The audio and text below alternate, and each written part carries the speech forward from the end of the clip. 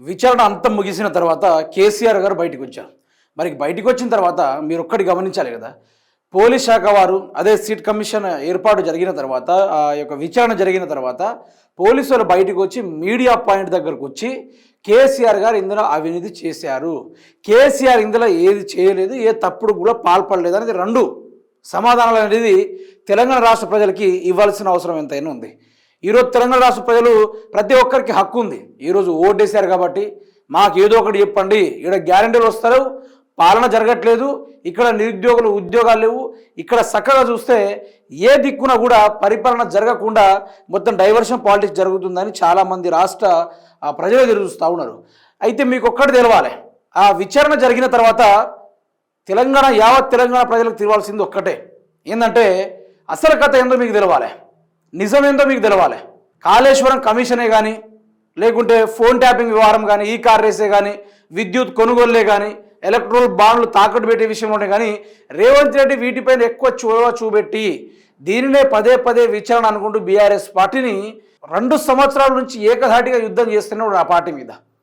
So అసలు కథ మీకు తెలవాలి, అసలు దొంగెవరో మీకు తెలవాలి, ఫోన్ ట్యాపింగ్ ఎవరి కోసం జరిగిందో మీకు తెలవాలి.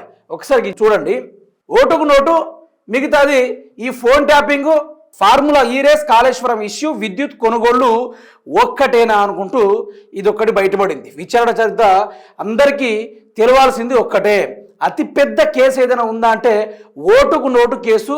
మొత్తం 182 క్రిమినల్ కేసులు ముఖ్యమంత్రి రేవంత్ రెడ్డి గారి పైన ఈరోజు ఉంది. ఈరోజు విచారణ జరిపించాల్సింది ఎవరి మీద జరిపించాలి? రేవంత్ రెడ్డి మీద జరిపాలి. ఈరోజు విచారణ జరిగిన తర్వాత జైళ్లలో ఎవరిని పెట్టాలి? రేవంత్ రెడ్డి గారినే పెట్టాలి. అట్లాంటివి చేయాల్సింది పోయి తెలంగాణ రాష్ట్రాన్ని ఏర్పాటు చేసి చీకట్లో బ్రతుకుతున్న తెలంగాణకి నిర్రబారిన గొంతు ఎండిపోయిన ఆ గొంతులలో నీరు పోసేటట్టుగా కేసీఆర్ గారు కాళేశ్వరం ఇష్యూ, విద్యుత్ కొనుగోలు చేసి phone tapping issue, Revanth Reddy Chandrababu Naidu ఇద్దరు తోడు దొంగల లెక్క తయారయ్యి వాళ్ళిద్దరు ఏం చేసారు మిత్రులారా అంటే తెలంగాణ రాష్ట్రాన్ని ఏర్పాటు చేయకుండా ఎమ్మెల్యేలను డబ్బులతోటి కొనుగోలు చేసే కార్యక్రమాలు అడ్డంగా దొరికిపోయారు. అట్లాంటి విషయంలో ఈయన మీద విచారణ జరిపి దర్యాప్తు జరిపి సిబిఐ దర్యాప్తు జరిపి ఈడీ దర్యాప్తు జరిపి వీళ్ళిద్దరిని జైలు పంపే కార్యక్రమాలు చేయాలి. కానీ ఇక్కడ అట్లా జరగట్లేదు.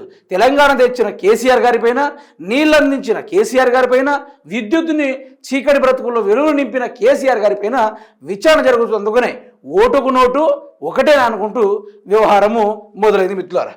ఒకసారి ఇదే విషయం మీకు చూపెట్టుకునే ప్రయత్నం చేస్తాను. ఇది ఒకసారి చూడండి. ఆ కేసు ఈ కేసు ఒక్కటేనా? ఇది అవినీతి అక్రమాలు వెలికి తీయడమా? అడ్డంగా దొరికిన కేసుకు రివెంజ్ రాజకీయాల? ఆధారాలతో దొరికిన ఓటుకు నోటు కేసు, ఆధారాలు లేని ఈనాటి కేసులు ఒకటే అవుతాయా? రేవంత్ రెడ్డివి క్లీన్ పాలిటిక్సా, రివెంజ్ పాలిటిక్సా? కమిషన్లు సీట్లు కేసులతో 2 ఏళ్ళు చేసిందేంటి? ఎన్ని కేసుల్లో ఎన్ని ఆధారాలు దొరకబెట్టారు?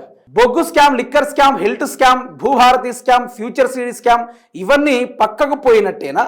కేసీఆర్ సిట్ నోటీసుల నేపథ్యంలో చర్చకు వస్తున్న కాంగ్రెస్ రేవంత్ రెడ్డి కేసుల భాగోతం అదే కదా. ఈరోజు ఒక్క కేసీఆర్ని ముట్టుకోవడానికి ప్రయత్నం చేస్తేనే తెలంగాణ మొత్తం దద్దరిల్లిపోయింది, తెలంగాణ సగం తగలబడిపోయింది. అట్లాంటిది కేసీఆర్ గారిపైన ఇదేంది? ఎందుకు? నేను ఒకటే చెప్తున్నా, ఈరోజు రేవంత్ రెడ్డి అతి గొప్పోడని, పెద్ద మోతేవారని ప్రజలు నమ్మిర్రు. అందుకనే ఆయన పని చేసుకోవాలి. రేవంత్ రెడ్డి చాటభారతం ఒప్పితే 182 క్రిమినల్ కేసులు ఆయన మీద ఉన్నాయి. మరి అట్లాంటప్పుడు ఈరోజు తెలంగాణను బాగు చేయడానికి కేసీఆర్ గారు ప్రయత్నం చేస్తే అతని పైన లేనిపోని కేసులు పెట్టిళ్ళు. మరి రేవంత్ రెడ్డి పైన ఎందుకు విచారణ జరపడం లేదు? దేనికోసమని విచారణ జరపలేదు? మీరు ఒకటి గమనించాలి, ఒకటి అర్థం చేసుకోవాలి. అందుకనే రేవంత్ రెడ్డి ఈరోజు తనకు అధికారం ఉందని లేకుంటే ఏదో ఉందని ప్రయత్నం చేస్తున్నాడు కదా, ఒక్కరోజు వస్తుంది. ఆ ఒక్కరోజు రేవంత్ రెడ్డి కింద మీద పడినా కూడా ఏది చెల్లదు.